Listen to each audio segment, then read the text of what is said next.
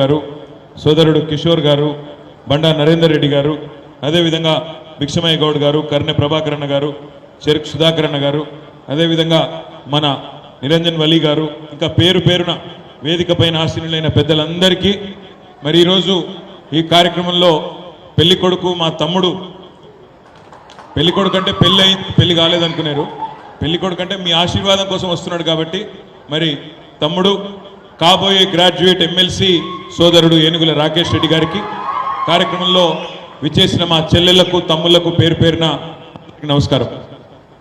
ఇక్కడ మీకు పెద్దగా ఆలోచించవలసిన పరిస్థితి కానీ ఇంకోటి కానీ లేదు. ఇవాళ అభ్యర్థుల లిస్టు చూస్తేనే స్పష్టంగా అర్థమవుతా ఉంది. ఒకవైపేమో బ్రహ్మాండంగా మీలాగా కష్టపడి రైతు కుటుంబం నుంచి వచ్చి చదువుకొని గోల్డ్ మెడల్ సంపాదించిన తమ్ముడు, ఇంజనీరింగ్ చదివిన తమ్ముడు ఒకవైపు ఉన్నాడు. అమెరికాలో ఫేస్బుక్ లాంటి కంపెనీలో, సిటీ బ్యాంక్ లాంటి కంపెనీలో 7 సంవత్సరాలు పనిచేసి అవసరమైతే అక్కడే స్థిరపడే అవకాశం ఉన్నా అది వదులుకొని నా తెలంగాణకి ఏమైనా చేయాలి, నా దేశంలో ఏమైనా చేయాలని చెప్పి ఇక్కడికి వచ్చిండు రాకేష్. ఒక దిక్కున్నాడు, ఇంకో దిక్కు కాంగ్రెస్ అభ్యర్థి నాకంటే బాగా మీకే తెలుసు. తెల్లారి లేస్తే బూతులు మాట్లాడడం, తెల్లారి లేస్తే కేవలం పెద్దవాళ్ళని తిడితే పెద్దవాడిని అయిపోతానని విధంగా ఎవరుంటే వాళ్ళను నోటికొచ్చినట్టు తిట్టడం, బెదిరించడం, బ్లాక్మెయిల్ చేయడం. ఇవాళ ప్రవీణ్ అన్న చెప్పినట్టు 56 కేసులు, 74 రోజులు చెంచల్గూడలో జైలు అనుభవం. ఇది కాంగ్రెస్ పార్టీ యొక్క గొప్ప అభ్యర్థి యొక్క గుణగణాలు. అందుకే దయచేసి ఆలోచించండి, పట్టభద్రులు ఎవరికి పట్టం కట్టాలి? మరి ఒక విద్యావంతుడికి పట్టం కడతారా, ఒక బ్లాక్మెయిలర్కు, చీటర్కు పట్టం కడతారా? దయచేసి మీరు ఆలోచించాలని నా ప్రార్థన. మరి ఈ సందర్భం ఎట్లాంటిది అంటే, ఈ ఎన్నికతో ప్రభుత్వాలేమి మారిపోవు, కింద మీద కావు.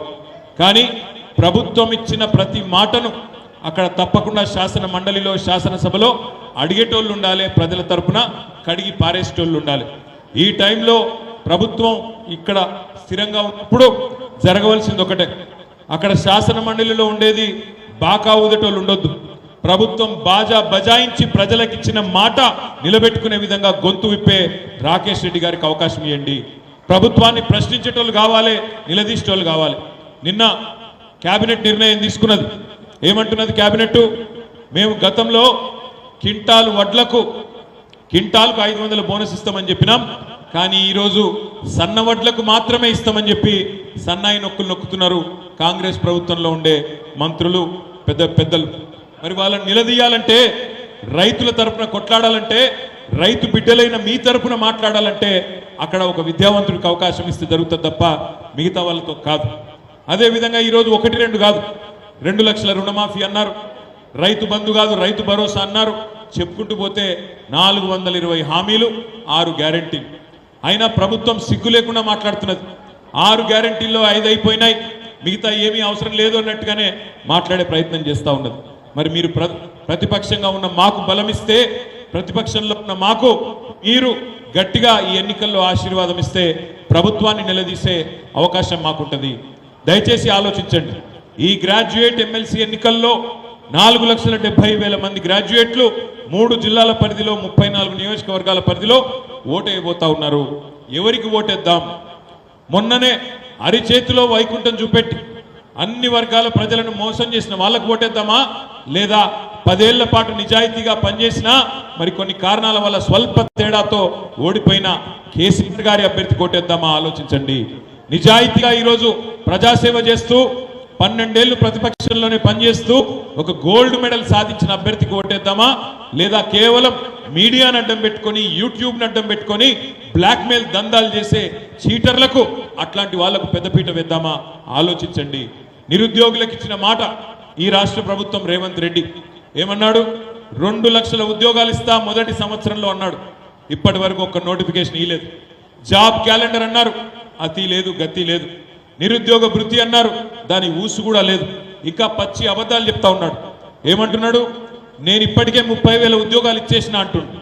ఒక ఉద్యోగం ఇవ్వాలి అంటే ముందు నోటిఫికేషన్ ఇవ్వాలి, తర్వాత రాత పరీక్ష పెట్టాలి, అవసరమైతే ఇంటర్వ్యూ పెట్టాలి, ఆఖరికి అందులో సెలెక్ట్ అయితే అప్పుడు అపాయింట్మెంట్ లెటర్ ఇవ్వాలి. మరి రేవంత్ రెడ్డి వచ్చినాక ఒక్క నోటిఫికేషన్ రాలేదు, ఒక్క రాత పరీక్ష కాలేదు, ఒక్క ఇంటర్వ్యూ కాలేదు. నేను 30,000 ఉద్యోగాలు ఇచ్చిన డైలాగులు కొడితే నమ్మేతందుకు మనం ఏమైనా పిచ్చోళ్ళమా? ఆలోచించండి. తప్పించుకునే ప్రయత్నం చేస్తా ఉన్నాడు. 2 లక్షల ఉద్యోగాలు అన్నాడు. కేసీఆర్ ప్రభుత్వంలో ఇచ్చిన 30,000 ఉద్యోగాలు కాగితాలు మాత్రం తానిచ్చి చేతులు దులుపుకునే ప్రయత్నం చేస్తా ఉన్నాడు రేవంత్ రెడ్డి. మరి మీ తరపున గొంతు విప్పాలంటే, మీ తరపున మాట్లాడాలి అంటే, మీ తరపున కొట్లాడాలంటే మీరు బలం ఇవ్వాలి మాకు, కానీ ఆ బాకాలు దట్టులో కాదు అనే మాట కూడా నేను మీకు విజ్ఞప్తి చేస్తా ఉన్నా. నేను మీ అందరితో ప్రార్థించేది ఒకటే, ఈ ప్రభుత్వం ఈ 6 నెలల్లోనే అన్ని వర్గాలను మోసం చేసింది. రైతులను, మహిళలను, నిరుద్యోగులను, పెద్ద మనుషులను అందరినీ కూడా మోసం చేసిన ప్రభుత్వం 5 నెలల్లోనే 5 సంవత్సరాల అపఖ్యాతిని మూటగట్టుకున్న ప్రభుత్వం రేవంత్ రెడ్డి గారి ప్రభుత్వం.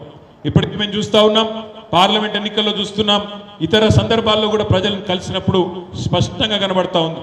తినే పల్లెంలో అనవసరంగా మన్ను పోసుకున్నాం, బ్రహ్మాండంగా ఉన్న పరిస్థితిని చెడగొట్టుకున్నాం అనే మాట ఇవాళ సర్వత్రా వినబడతా ఉన్నది.